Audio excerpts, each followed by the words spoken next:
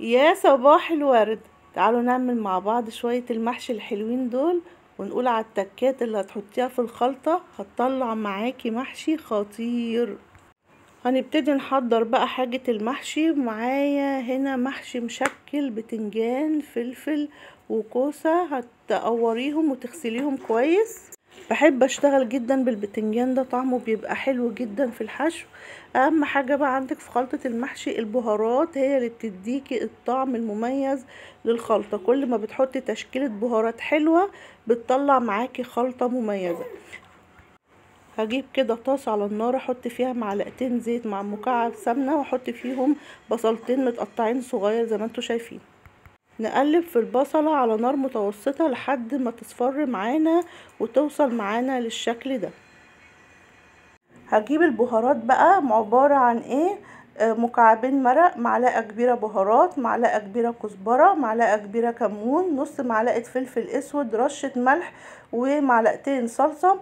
اشوحهم مع البصلة كده حلو لحد ما لون البصلة، شفتوا لونها في منتهى الجمال وريحة البهارات طالعة، ومش قادرة اقول لكم ريحة حلوة فعلا قد ايه. هنزل عليها بالقوطة واسيبها تتسبك لحد ما توصل للون الحلو ده والريحة التحفة.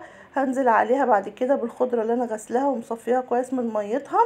كل ده خلاص انا هقفل على التسبيكة بتاعه المحشي، وهنزل عليهم في الاخر بالرز المغسول ومتصفي كويس. هجيب كده اللي هحضر الحلة اللي هحشي فيها، وبحط فيه بقطع فيها حلقان بصل كده زي ما انتوا شايفين، ده علشان المحشي من تحت ما يتلسعش، وفي نفس الوقت البصل بيدي طعم حلو للمحشي وهو بيستوي. هنبتدي كده نسيب الخلطة بس تبرد شوية.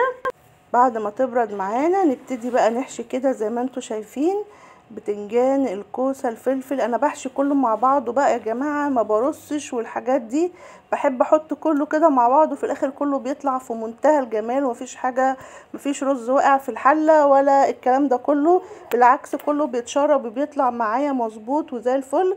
كده خلاص خلصنا الكميه اللي عندنا، وده حبه الرز اللي اتبقى.